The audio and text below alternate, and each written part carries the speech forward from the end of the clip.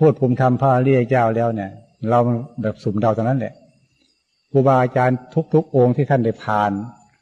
พ้นจากปุถุชนไปเป็นอริยชนเนี่ยแต่ก่อนท่านปุถุชนธรรมดาแต่ทำไมท่านเป็นพระอริยเจ้าได้ทุกคนคาดการณ์กันนั้นแหละพระอริยเจ้าเป็นยังไงเนาะถ้าผู้บรรลุเป็นพระอริยเจ้าเป็นยังไงอยู่ยังไงกินยังไงมีความคิดเห็นอย่างไรนั่นเราคาดการณ์ได้เหมือนกันนะแต่คาดการณ์ไม่ค่อยถูกแบบสุ่มเดาไปเหมือนกับว่าเราเคยหิวน้ำก็ดีหิวข้าวก็ดีเนี่ยกำลังหิวจัดเนี่ยจะไปคาดการณ์ว่าอิ่มเป็นยังไงเนาะหน่อยคาดการณ์ยาก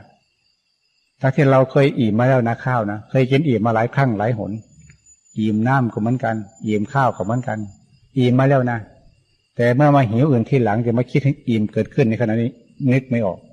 อิ่มเป็นยังไงนี่แค่นี้อันนี้มรรคผลนิพพานเท่าที่เราไม่เคยผ่านไม่เคยเจอไม่เคยพบแต่เราจะคาดการณ์ว่าพระนิพพานผู้บรรลุมรรคผลนิพพานเป็นพระโสดาเนี่ยมีนิสัยหรือมีจิตใจเอ็นเอียงอย่างไรมีความเห็นเป็นอย่างนั้นเราเดาไม่ถูกเดาไม่ได้เลยเดาไม่ได้เดาไปก็ไม่ถูกเพราะเรื่องทั้งหมดมันเป็นปัจจตังไม่เหมือนคนธรรมดาแต่เมื่อเราภาวนาปฏิบัติอย่างที่ปฏิบัติไปเนี่ยปฏิบัติไปแล้วพอถึงปุ๊บนั้นน่ะบรรลุเป็นพระอริยเจ้าได้หรือบรรลุเป็นพระโสดาแล้วเมื่อไหร่นั่นแหละจะรู้ว่าพระโสดาเป็นอย่างนี้อย่างนี้นั่นแหละมันจะเห็นชัดทันทีเลยนี่ปัจจตังเฉพาะตัวเอง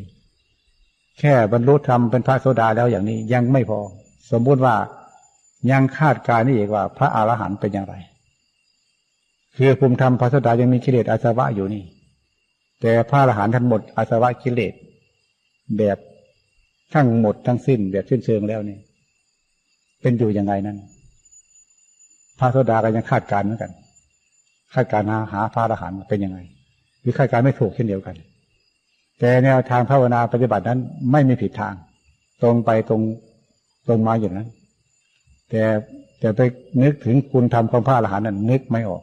ว่าเป็นอย่างไรคำว่าอาสวะสิ้นไปหมดไปจากใจเป็นอยู่ยังไงใจนั้นเป็นอยู่ยังไงมันเบิ่งบ้างไหมเป็นอยู่ยังไงใจนั้นน่ะไม่มีอะไรเป็นที่ยึดมั่นถือมั่นไม่เหมือนคนธรรมดาในคนธรรมดาเนี่ยมีความยึดมั่นถือมั่นอย่างนั้นอย่างนี้หาบอย่างนั้นแบกอย่างนี้อยู่เนี่ยอารมณ์ของใจกับพัวพันกับราคะตัณหาโทสะอยู่ประจำอย่างนี้มันหนักกว่านี้เราเนี่ยจะไปนึกถึงพระอรหันต์ว่า